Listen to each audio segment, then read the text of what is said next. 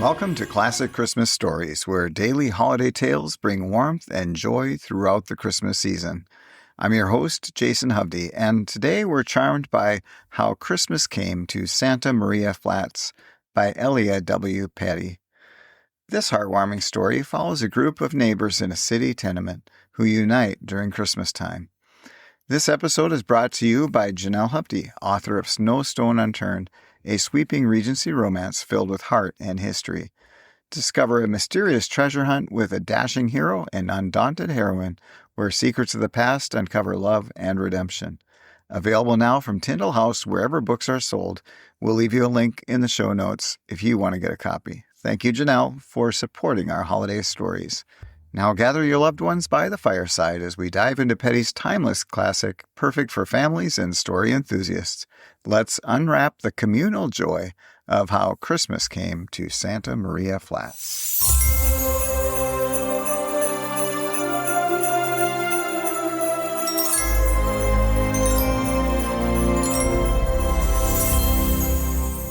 There were 26 Flat children, and none of them had ever been Flat children until that year. Previously, they had all been home children, and as such had, of course, had beautiful Christmases, in which their relations with Santa Claus had been of the most intimate and personal nature. Now, owing to their residence in the Santa Maria Flats and the lease, all was changed. The lease was a strange forbiddance, a decree issued by a tyrant, which took from children their natural liberties and rights. Though, to be sure, as every one of the Flat children knew, they were in the greatest kind of luck to be allowed to live at all, and especially were they fortunate past the lot of children to be permitted to live in a flat. There were many flats in the great city, so polished and carved and burnished and belacquered that children were not allowed to enter within the portals, save on visits of ceremony in charge of parents or governesses.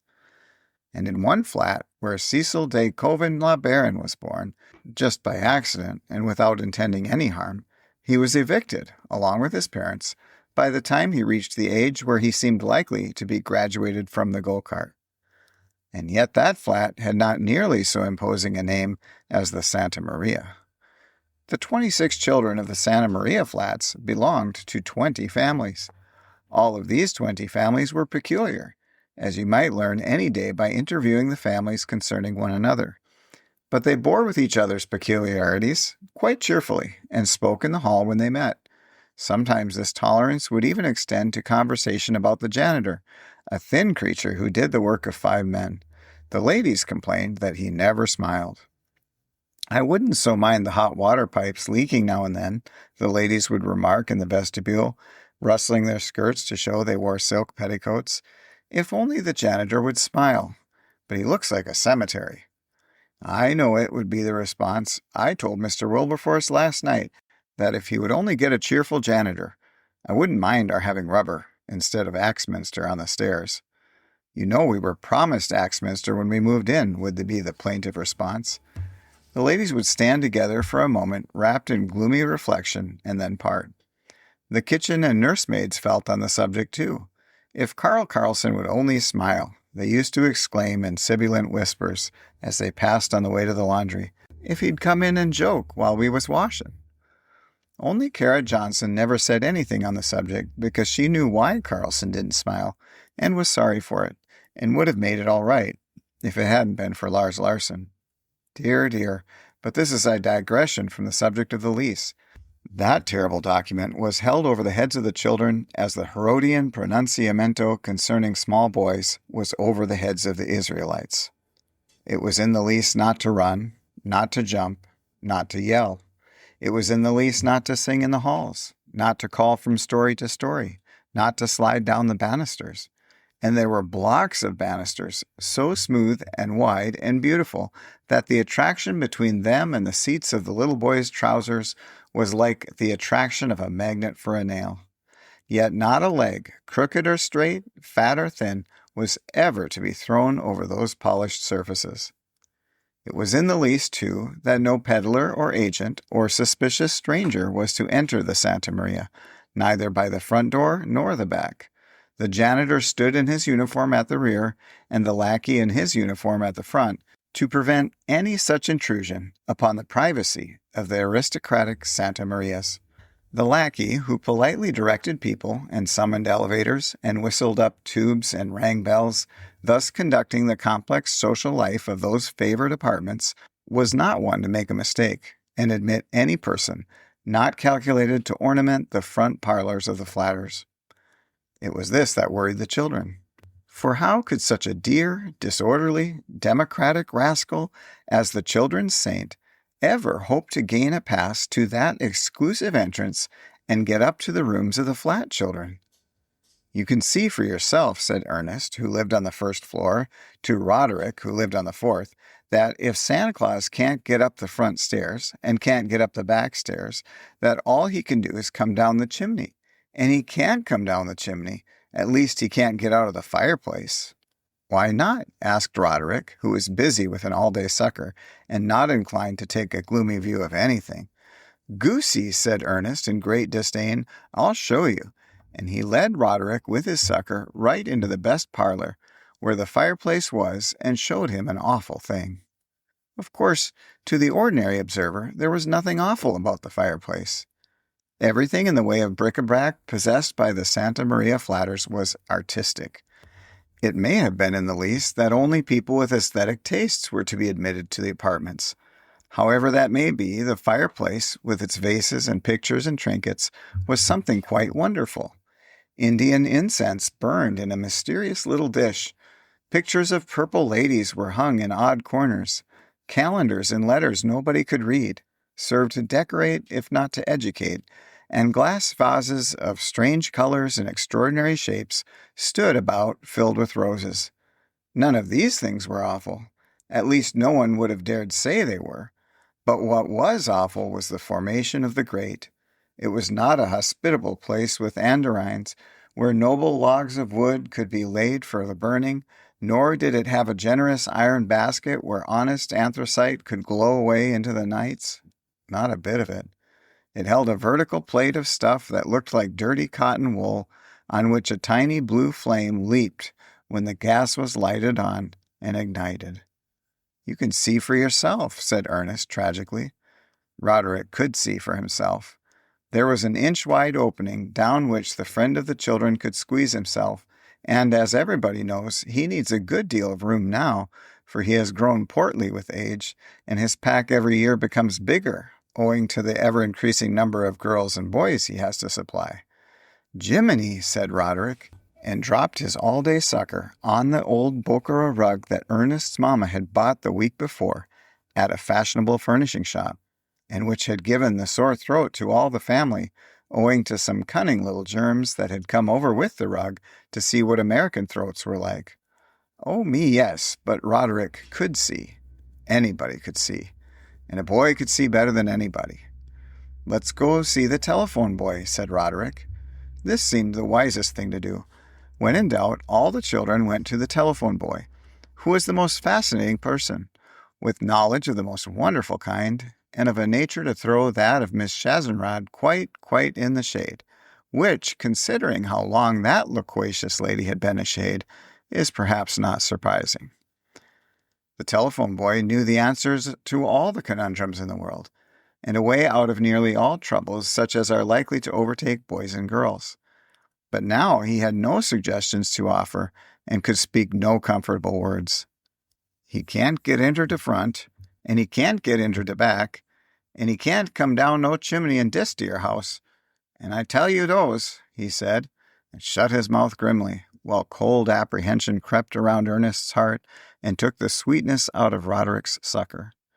Nevertheless, hope springs eternal, and the boys, each and individually, asked their fathers, tremendously good and wise men, if they thought there was any hope that Santa Claus would get into the Santa Maria flats, and each of the fathers looked up from his paper and said he'd be blessed if he did. And the words sunk deep and drew the tears when the doors were closed, and the soft black was all about, and nobody could laugh because a boy was found crying. The girls cried too, for the awful news was whistled up tubes and whistled down tubes till all the 26 flat children knew about it. The next day it was talked over in the brick court, where the children used to go and shout and race. But on this day there was neither shouting nor racing. There was instead a shaking of heads, a surreptitious dropping of tears, a guessing and protesting and lamenting. All the flat mothers congratulated themselves on the fact that their children were becoming so quiet and orderly, and wondered what could have come over them when they noted that they neglected to run after the patrol wagon as it whizzed around the block. It was decided after a solemn talk that every child should go to its own fireplace and investigate. In the event of any fireplace being found with an opening big enough to admit Santa Claus, a note could be left directing him along the halls to the other apartments. A spirit of universal brotherhood had taken possession of the Santa Maria Flatters. Misery bound them together, but the investigation proved to be disheartening. The cruel asbestos grates were everywhere. Hope lay strangled. As time went on, melancholy settled upon the flat children. The parents noted it and wondered if there could be sewer gas in the apartments. One over-anxious mother called in a physician, who gave the poor little child some medicine which made it quite ill. No one suspected the truth, though the children were often heard to say that it was evident that there was to be no Christmas for them. But then, what more natural for a child to say, thus hoping to win protestations, so the mothers reasoned and let the remark pass. The day before Christmas was gray and dismal. There was no wind. Indeed, there was a sort of tightness in the air, as if the supply of freshness had given out. People had headaches. Even the telephone boy was cross, and none of the spirit of the time appeared to enliven the flat children. There appeared to be no stir, no mystery. No whisperings went on in the corners, or at least so it seemed to the sad babies of the Santa Maria. "It's as plain as a monkey on a hand organ," said the telephone boy to the attendants at his salon in the basement, "that there ain't to be no Christmas for we. No, not for we." Had not Dorothy produced at this junction, from the folds of her fluffy silken skirts, several substantial sticks of gum, there's no saying to what depths of discouragement the flat children would have fallen. About 6 o'clock, it seemed as if the children would smother for lack of air. It was very peculiar. Even the janitor noticed it. He spoke about it to Kara at the head of the back stairs, and she held her hand so as to let him see the new silver ring on her fourth finger, and he let go of the rope on the elevator on which he had been standing and dropped to the bottom of the shaft, so that Kara sent up a wide hello of alarm. But the janitor emerged as melancholy and unruffled as ever, only looking at his watch to see if it had been stopped by the concussion. The telephone boy, who usually got a bit of something hot sent down to him from one of the tables, owing to the fact that he never ate any meal save breakfast at home, was quite forgotten on this day, and dined off 2 russet apples and drew up his belt to stop the ache, for the telephone boy was growing very fast indeed, in spite of his poverty, and couldn't seem to stop growing somehow, although he said to himself every day that it was perfectly brutal of him to keep on that way when his mother had so many mouths to feed. Well, the tightness of the air got worse. Everyone was cross at dinner and complained of feeling tired afterward, and of wanting to go on to bed. For all of that, it was not to get to sleep, and the children tossed and tumbled for a long time before they put their little hands in the big, soft, shadowy clasp of the Sandman, and trooped away after him to the happy town of sleep. It seemed to the flat children that they had been asleep but a few moments, when there came a terrible burst of wind that shook even that great house to its foundations. Actually, as they sat up in bed and called to their parents or their nurses, their voices seemed smothered with roar. Could it be that the wind was a great wild beast with 100 tongues, which licked at the roof of the building? And how many voices must it have, to bellow as it did? Sounds of falling glass, of breaking shutters, of crashing chimneys greeted their ears. Not that they knew what all these sounds meant. They only knew that it seemed as if the end of the world had come. Ernest, miserable as he was, wondered if the telephone boy had gotten safely home, or if he were alone in the drafty room in the basement. And Roderick hugged his big brother who slept with him and said, "Now I lay me," 3 times running, as fast as ever his tongue would say it. After a terrible time, the wind settled down into a steady howl, like a hungry wolf, and the children went to sleep, worn out with fright and conscious that the bedclothes could not keep out the cold. Dawn came. The children awoke, shivering. They sat up in bed and looked about them. Yes, they did, the whole 26 of them in their different apartments and their different homes. And what do you suppose they saw? What do you suppose the 26 flat children saw as they looked about them? Why, stockings, stuffed full, and trees hung full, and boxes packed full. Yes, they did. It was Christmas morning, and the bells were ringing, and all the little flat children were laughing, for Santa Claus had come. He had really come. In the wind and wild weather, while the tongues of the wind licked hungrily at the roof, while the wind howled like a hungry wolf, he had crept in somehow, and laughing, no doubt, and chuckling. Without question, he had filled the stockings and the trees and the boxes. Dear me, but it was a happy time. It makes me out of breath to think what a happy time it was, and how surprised the flat children were, and how they wondered how it could ever have happened. But they found out, of course. It happened in the simplest way. Every skylight in the place was blown off and away, and that was how the wind howled so, and how the bedclothes could not keep the children warm, and how Santa Claus got in. The wind corkscrewed down into these holes, and the reckless children with their drums and dolls, their guns and toy dishes, danced around in the maelstrom and sang, "Here's where Santa Claus came. This is how he got in.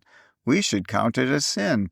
Yes, count it a shame if it hurt when he fell on the floor."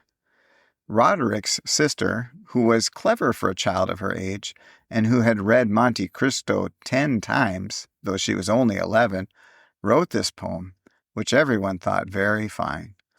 And of course, all the parents thought and said that Santa Claus must have jumped down the skylights. By noon, there were other skylights put in, and not a sign left of the way he made his entrance. Not that the way mattered a bit. No, not a bit. Perhaps you think the telephone boy didn't get anything. Maybe you imagine that Santa Claus didn't get down that far. But you are mistaken. The shaft below one of the skylights went away to the bottom of the building, and it stands to reason that the old fellow must have fallen way through.